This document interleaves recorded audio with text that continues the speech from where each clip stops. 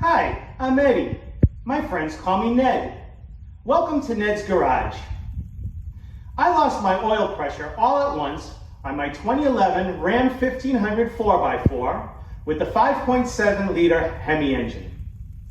I already checked the easy fixes, like making sure there was engine oil in the crankcase and made sure the oil filter wasn't plugged by changing it. So now I'm going to remove my oil pan to see what I can find. The steps of the job go like this. First, you need to remove this crossmember bracket. There's 4 bolts with 18mm heads. I'll show you where this goes in a minute. Also, you need to make space to get the oil pan out, so you need to lower the front differential and also jack the engine. There are 7 18mm bolts holding the front differential to the frame. Some of these are hard to access. Before you can jack the engine, you need to remove the front passenger side engine mount bolt. There is the bolt and the 2 nuts with a heat shield in between the 2 nuts. Also, to get the pan out, you need to remove this cover from the flywheel. There are 8 15mm bolts. Mine has 7. You can see one of the bolts is broken off here. I will be removing it with a bolt extractor and replacing the bolt before reinstalling the cover. And finally, there are 21 10mm bolts holding on the pan. Some of the bolts are different, as they also are used to hold the transmission oil lines running to the radiator. So make sure you note where these ones go back to. Okay, so let me show you underneath the truck. There's where that crossmember bracket goes. You can see it bolts with those 18mm bolts here and here. And you can see that I have the front differential already dropped down at this moment to make space to get the oil pan out. You can see the oil pan's been removed. But basically, bracket sat right in there like this.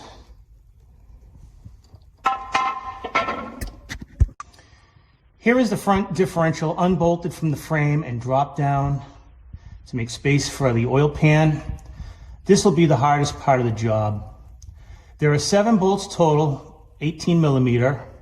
3 are in the back, 2 are on top, and 2 are on the passenger side.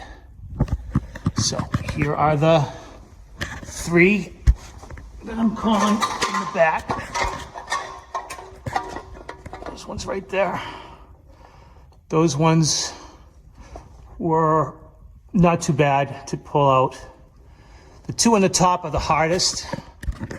Those ones being right there, especially the one in the front. I used a gear wrench and, I used a breaker bar to get it started and then a gear wrench to back them off. At some point I couldn't even fit the gear wrench in there. I had to use a regular box head wrench. And then the 2 on the passenger side are right a little better. Those are the 2 on the passenger side. And I left one of the bolts in the passenger side in a little bit so that the differential wouldn't fall on me while I'm working on the engine mount bolt. There's no nuts, as the bolts, they bolt into the frame. And where the threads protrude through the frame, there was some heavy rust. So I got in there as best as I can with a wire brush, soaked the bolts in penetrating oil. And also I needed to use a MAPS gas torch. And just be careful with the torch that you don't get the flame in any of the wires. You can wrap wires in aluminum foil to help protect them. I actually didn't need to do that. I was just careful with the flame, but that's something that you can do to protect from making your project harder. Here is the location of that engine mount bolt you need to remove. You need to lift the engine up a little bit to get the weight off the bolt in order to get the bolt out. You also need to remove the oil filter because it's in the way of taking out the bolt. This would be a good time to drain the oil if you haven't done so already. I took all these bolts off first and then went about lowering the front differential and lastly jacking the motor. I have the pan out already, so you see that the motor is actually sitting below the bolt, but I'm going to jack up the motor for you to see how I did it in order to get the gain the clearance to get that oil pan out. You see how little clearance there is. But you'll see once I jack the engine, there's plenty of space to get that oil pan in and out. With those 7 differential bolts out, you can now pry the differential down. I used this tool. It's my cheater bar. My dad gave it to me. And basically you can just pry it down like this. You know, if you can see, a little bit over here on this side. Move it over to this side. Just pry it down a little bit this side, a little bit that side, nice and easy.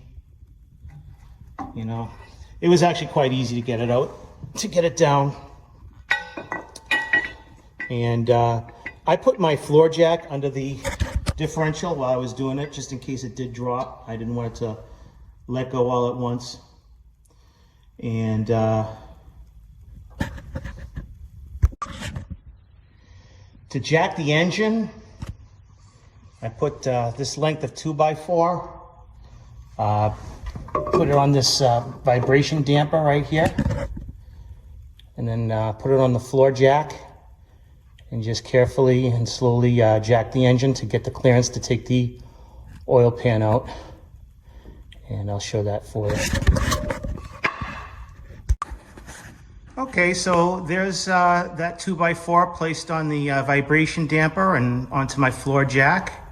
And I'm going to start raising the engine. And you'll see that it creates a space so I can get the oil pan in and out. This is probably a good time to also say that, remember that when you're lifting the motor, that you don't want, it's going to move in the engine compartment, so you don't want any components to get pinched or pushed against the frame, the body of the truck and get damaged. You can see I have a lot of components removed for some other work that I'm doing on this truck. You probably don't need to pull out all those pieces in order to do this job, but probably at least the air intake and the fan shroud, the air intake duct and the fan shroud should probably be removed, maybe some more. Just be careful, and if you see something hitting the wall of the engine compartment, take it out. Okay, so what you're looking at now is where the oil pan goes. And I have the engine jacked and the differential lowered, and you can see that it makes enough clearance so that I can easily get the oil pan in and out. There it is in. There it is out. Nice. In the book and elsewhere, it says you need to pull the steering gear, detach the front differential from the drive shaft, and remove both engine mounts, and lift the engine with an engine hoist. As you see, I didn't need to remove all that, and I also don't have an engine hoist, so I had to use my floor jack, but looks like you can get the job done. So here is the oil pan, and look what I discovered. It appears there is a coating on the inside that peeled away from the metal and got sucked onto the pickup tube and blocked the oil flow. You can see the imprint of the pickup tube right on this piece of coating. That would explain why my pressure was fine and then immediately dropped to 0. I don't know what's going on with this pan. I bought this truck used and I'm the 5th owner. I don't know if somebody replaced this pan before with a cheap aftermarket or if it was a manufacturer defect or what. I'm going to purchase a new Mopar oil pan and gasket, install it, and see if I get my oil pressure back. I plan on making a new video when I get my parts. Be safe and make sure you use jack stands. Don't trust working under your vehicle supported only by a jack. You'll be under the truck for a long time and using a lot of force on it, so it's worth spending the extra time to make sure that your work area is safe. Thanks for watching. I hope this video helps you. Please like and subscribe.